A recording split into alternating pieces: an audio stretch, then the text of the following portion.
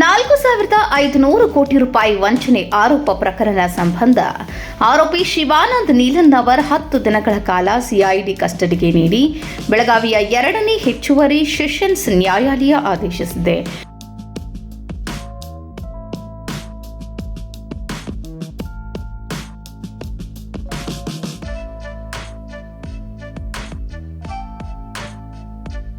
ಬೆಂಗಳೂರಿನ ಕಚೇರಿಗೆ ಆರೋಪಿಯನ್ನ ಕರೆದೊಯ್ದು ವಿಚಾರಣೆ ಮಾಡಬೇಕಿದೆ. ಶಿವಾನಂದ್ ನೀಲನ್ ಅವರ್ ಬಳಿ 35,000 ಜನ ಹೂಡಿಕೆ ಮಾಡಿದ್ದು 1,000 ಕೋಟಿಗೂ ಅಧಿಕ ಹಣ ವ್ಯವಹಾರವಾಗಿದೆ. ಹೀಗಾಗಿ 10 ದಿನ ಕಸ್ಟಡಿಗೆ ನೀಡುವಂತೆ ಸಿಐಡಿ ಅಧಿಕಾರಿಗಳು ಕೋರ್ಟ್ಗೆ ಮನವಿ ಮಾಡಿದ್ರು. ಸಿಐಡಿ ವಕೀಲರ ಮನವಿ ಮೇರೆಗೆ ಆರೋಪಿಯನ್ನ ಕಸ್ಟಡಿಗೆ ನೀಡಿ 2ನೇ ಹೆಚ್ಚುವರಿ ಸೆಷನ್ಸ್ ಕೋರ್ಟ್ ಜಡ್ಜ್ ಗಂಗಾಧರ್ ಅವರು ಆದೇಶಿಸಿದ್ದಾರೆ.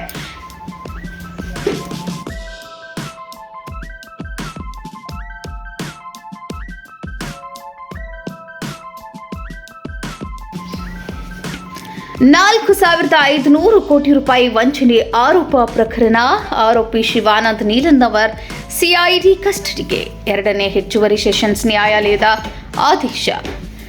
ಇನ್ನು ಆರೋಪಿ ಶಿವಾನಂದ ನೀಲನ್ ಅವರ ಆರೋಗ್ಯದ ಬಗ್ಗೆ ನ್ಯಾಯಾಧೀಶರು ವಿಚಾರಿಸಿದ್ದು, ತನಗೆ ಬಿಪಿ ಇದೆ ಎಂದು ನ್ಯಾಯಾಧೀಶರ ಮುಂದೆ ನೀಲನ್ ಅವರ್ ಹೇಳಿಕೊಂಡಿದ್ದಾರೆ. ಆಗ ಸಂಬಂಧಪಟ್ಟ ವೈದ್ಯರಿಂದ ನಿಮಗೆ ಮಾತ್ರೆ ಸೇರಿ ಎಲ್ಲ ವ್ಯವಸ್ಥೆ ಮಾಡ್ತಾರೆ ಎಂದು ನ್ಯಾಯಾಧೀಶರು ಆರೋಪಿಗೆ ತಿಳಿಸಿದ್ದಾರೆ.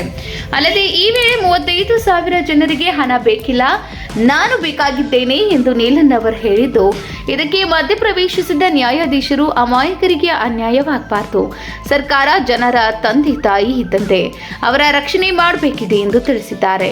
ನೀವು ಜನರಿಗೆ ಬೇಕಾಗಿರಬಹುದು, ಒಳ್ಳೆಯದು ಮಾಡಿರಬಹುದು, ಅದು ನನಗೆ ಗೊತ್ತಿಲ್ಲ.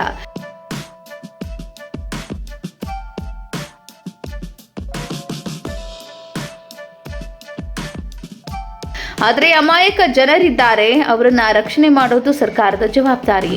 ಸಾಕಷ್ಟು ಜನ ಹಣ ತೆಗೆದುಕೊಂಡು ಓಡಿ ಹೋಗಿದ್ದಾರೆ. ಇತಿಹಾಸದಿಂದ ಪಾಠ ಕಲಿಯಲು ಈ ಕಾನೂನು ತಂದಿದ್ದಾರೆ. ಕಾನೂನಿನ ಅಡಿಯಲ್ಲಿ ನೀವೇನು ಮಾಡಿದ್ದೀರಿ ಅದು ಉಳಿಯುತ್ತೆ ಎಂದು ತಿಳಿಸಿರುವ ನ್ಯಾಯಾಧೀಶರು ಧರ್ಮೋ ರಕ್ಷಿತಿ ರಕ್ಷಿತಃ ಎಂದು ಶ್ಲೋಕದ ಉದಾಹರಣೆ ಕೂಡ ನೀಡಿದ್ದಾರೆ.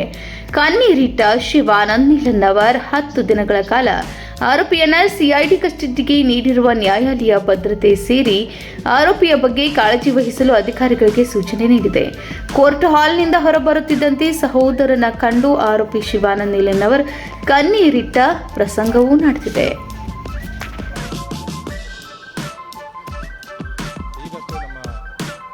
ಶಿವಾನಂದ್ ನೀಲನ್ ಅವರನ್ನ ಸೆಕೆಂಡ್ DJ ಅವ್ರ ಮುಂದೆ ನ್ಯಾಯಾಧೀಶ ಮುಂದೆ ಹಾಜರು ಮಾಡಿದರು. ಎಲ್ಲ ವಿಚಾರಗಳನ್ನ ಪ್ರಸ್ತುತಪಡಿಸಿದ ಮೇಲೆ ಅವರಿಗೆ 10 ದಿನಗಳ ಪೊಲೀಸ್ ಕಸ್ಟಡಿ ಕೊಟ್ಟಿದ್ದಾರೆ. ಯಾಕೆಂದರೆ ಅವರು CBI ಮುಂದೆ ಹಾಜರಾಗಬೇಕು ಮತ್ತು ಇತರ ರಾಜ್ಯಗಳಲ್ಲೂ ಕೂಡ ವ್ಯವಹಾರ ವಿಸ್ತಾರವಾಗಿದ್ದರಿಂದ ಅಲ್ಲೂ ಕೂಡ ತನಿಖೆ ಸಹಕರಿಸಬೇಕು ಅಂತ ಹೇಳಿದ್ದಾರೆ. ಅವರಿಗೆ ನಮ್ಮ ಶಿವಾನಂದ್ ನೀಲನ್ ಅವರಿಗೆ ಎಲ್ಲ ರೀತಿಯ ವೈದ್ಯಕೀಯ ಸವಲತ್ತು, ಯಾವುದೇ ರೀತಿಯ ಹರಾಸ್ಮೆಂಟು, ಯಾವುದೇ ರೀತಿಯ ಪನಿಷ್ಮೆಂಟ್ ಕೊಡಬಾರ್ದು ಅಂತ, ಯಾವುದೇ ಟಾರ್ಚರ್ ಮಾಡಬಾರ್ದು ಅಂತ ಕ್ಲಿಯರ್ ಕಟ್ಟಾಗಿ ಅವರು ಸಾಹೇಬರು ಮಾನ್ಯ ನ್ಯಾಯಾಧೀಶರು ಕ್ಲಿಯರ್ ಕಟ್ಟಾಗಿ ಆರ್ಡರ್ ಮಾಡಿದ್ದಾರೆ. 10 ದಿನಕ್ಕೆ ನಾವು 5 ದಿನಕ್ಕೆ ಅಂತ ರಿಕ್ವೆಸ್ಟ್ ಮಾಡಿದೆವು. ಅವರು ಆಮೇಲೆ ಬೇರೆ ರಾಜ್ಯಗಳಿಗೂ ಹೊರ ರಾಜ್ಯಗಳು ಕೂಡ ಇದು ವಿಸ್ತರಿಸಿದೆ, ಹೊರ ರಾಜ್ಯಗಳು ಕೂಡ ಮಾಡಬೇಕು ಅಂತ ಹೇಳಿದ್ರು. ಅದಕ್ಕೋಸ್ಕರ 10 ದಿನಕ್ಕೆ ವಿಸ್ತರಣೆ ಮಾಡಿದರು. ಅವರ ವರದಿ ಪ್ರಕಾರ ನೋಡಿ, ಇದು KP ಆ್ಯಕ್ಟಲ್ಲಿ ಸೆಕ್ಷನ್ 21 ಸಬ್ ಕ್ಲಾಸ್ 1, 2 ಆ ಪ್ರಕಾರ ಮತ್ತು BNS ಅಲ್ಲಿ ಮೋಸಗಾರಿಕೆ ಪ್ರಕಾರ ಅವರು FIR ರಿಜಿಸ್ಟರ್ ಆಗಿದೆ. ಅವರ ಕ್ಲೈಮ್ ಮಾಡೋದು ಆಲ್ಮೋಸ್ಟ್ 34,000 ಜನಗಳಿಂದ ಠೇವಣಿ ತೊಗೊಂಡಿದ್ದಾರೆ. ಆಲ್ಮೋಸ್ಟ್ 1,000 ಕೋಟಿಗೆ ಹಣವನ್ನು ಮಿಸ್ಯೂಸ್ ಮಾಡಿದ್ದಾರೆ ಅಂತ ಹೇಳ್ತಾ ಇದ್ದಾರೆ. ಠೇವಣಿದಾರಿ ಹೆದರುಕೊಳ್ಳೋ ಅವಶ್ಯಕತೆ ಇಲ್ಲ, ಎಲ್ಲದೂ ಕೂಡ ಕಾನೂನುಬದ್ಧವಾಗಿದೆ. ಅವರು ಸೈಲೆಂಟ್ ಆಗಿರಿ, ತಾವು ಸಹಕರಿಸಿ, ನಮಗೂ ಕೂಡ ಒಳ್ಳೆಯದಾಗುತ್ತೆ.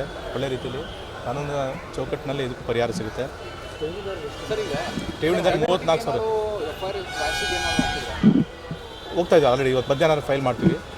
ಕ್ಯಾಶ್ ಮತ್ತು ಬೇಲ್ಗೋಸ್ಕರ ಎರಡಕ್ಕೂ ಮಾಡ್ತೀವಿ.